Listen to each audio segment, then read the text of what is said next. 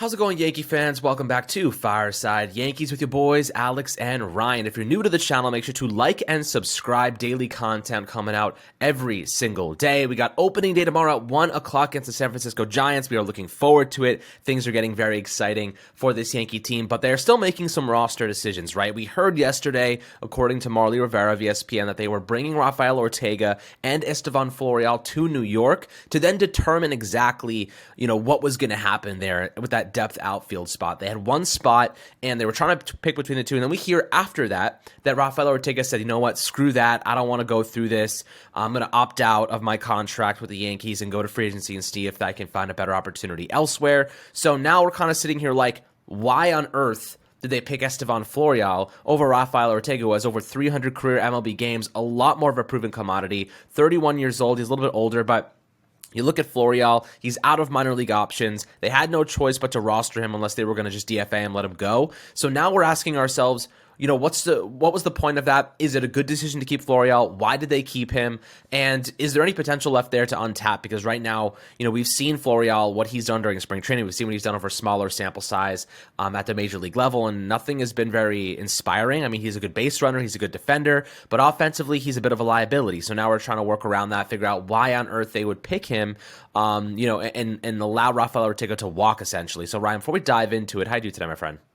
I'm doing great. I think you can't be more excited than the day before opening day. It's like Christmas Eve, when you can't sleep and you feel like you got presents up the next morning. This is better than that. But as you mentioned, Estevan Florial's situation is very weird because I think you and I would agree he had a really bad spring training. He looked the worst out of the three outfielders. He looked like the one guy that you were like, yeah, this guy's not a Major League Baseball player. And I feel like that sentiment has been true kind of for a while. He got some run last year. A lot of people mentioned that, the sample size, it's not enough plate appearances yet. Last year the Yankees gave him run. They benched Aaron Hicks. They brought up Cabrera as well when they brought up Florial. That was supposed to be the little rejuvenation, and Florial stunk. And I don't mean this to dogpile on the guy, but, when you're looking at what you want in a bench player or a depth player, you're not expecting great offense. If they were a great hitter, they would be in the starting lineup. Especially on this Yankees team. This team definitely needs bats, so if he was a really good hitter, he would play way more, and this team doesn't really have an abundance of outfielders. But his issue is not just that he's not a good hitter, it's that he strikes out a lot, right? I can live with IKF off the bench and playing every now and then because I know his at-bats, even though they'll be outs, I'm confident he'll put a ball in play, and when you're considering that you're a bottom of the lineup guy, right, you want your bad hitters to be able to put the ball in play. Again, as much as I, can criticize IKF's offense, as much as, even Jose Trevino doesn't really give you much offensively, both of those guys are going to put the ball in play, so your bad hitters can kind of make something happen, even though they're not very talented.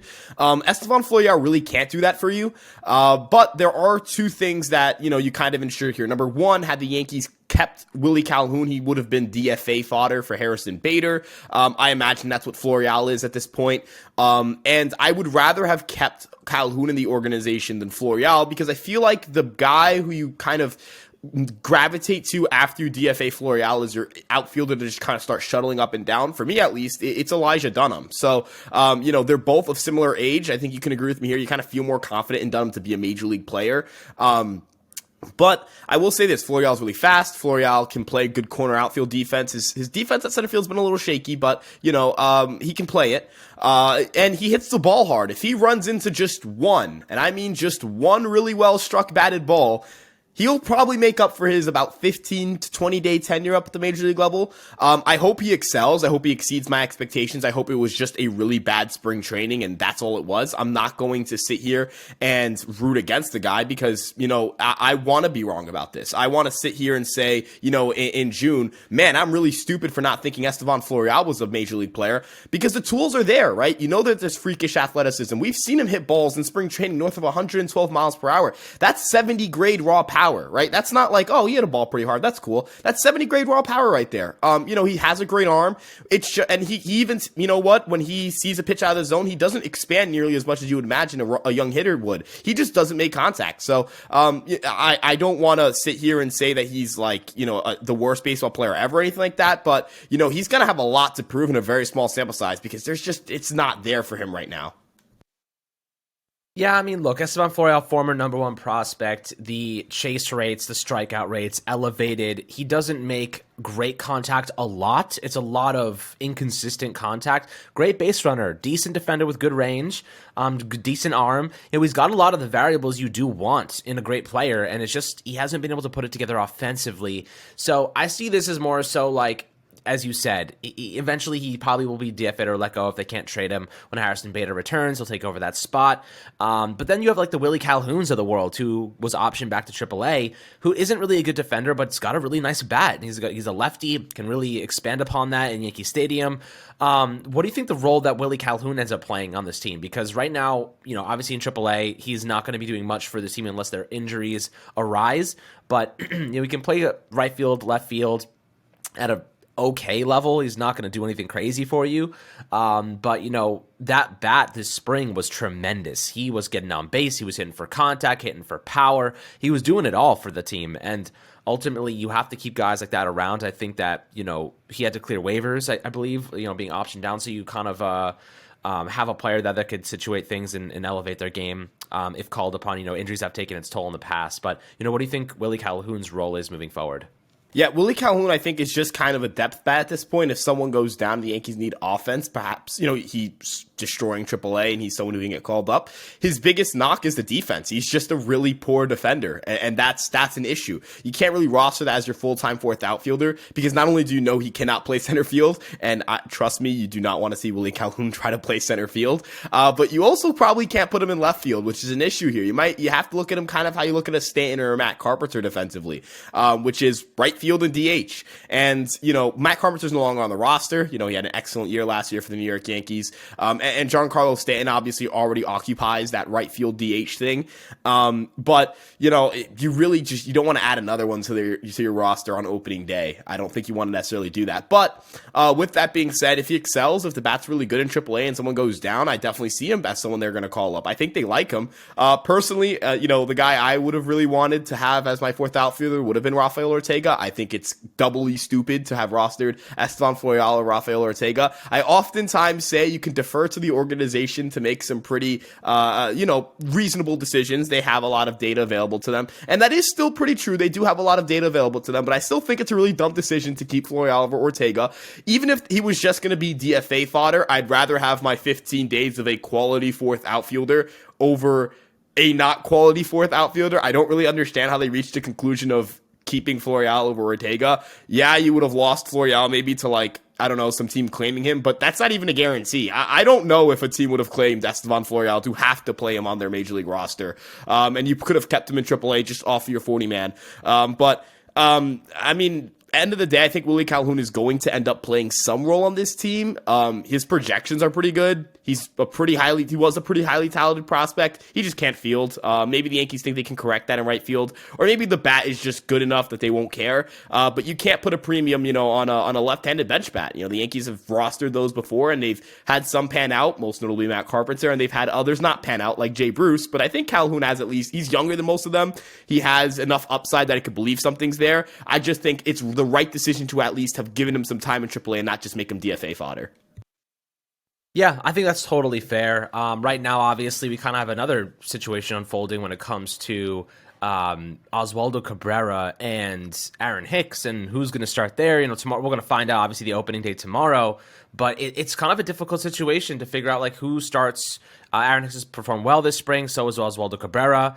But, if you're Aaron Boone, we all know it's going to be Aaron Hicks. We all know Aaron Hicks is going to be the guy to start in left field, unfortunately, or center field rather, and maybe Aaron Judge is in center or left. We'll kind of see how that alignment goes. But Hicks making $10.5 million per season. Oswaldo Cabrera is a super utility man Aaron Boone has said he sees more as an infielder, which is kind of annoying because he can play every position. I don't like how we kind of pigeonholed him into that infield role when he's more than capable of being an outfielder as well. In fact, he was probably one of the better defensive outfielders for us last year.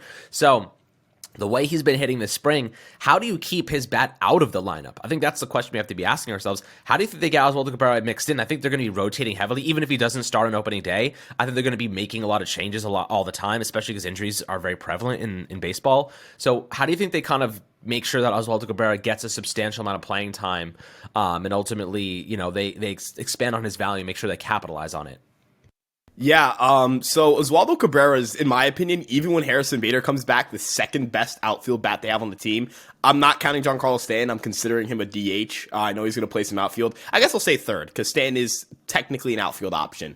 But you're right. The bat is clearly better than Aaron Hicks. It's probably better than Harrison Bader's, and it's definitely better than Estevan Florial's. Again, I feel like I'm digging a lot at Florial here, but he is an outfield option now in the New York Yankees, so I have to classify him there. But, as you mentioned, he's had a great spring training. He had a really strong rookie season last year. He has all the tools you want in terms of pulled fly ball rates. He can make a good amount of contact. He is a bit of an aggressive swinger. And in spring training, he didn't continue the trend of staying patient as he did in 2022, but the results were there. So do I care? No.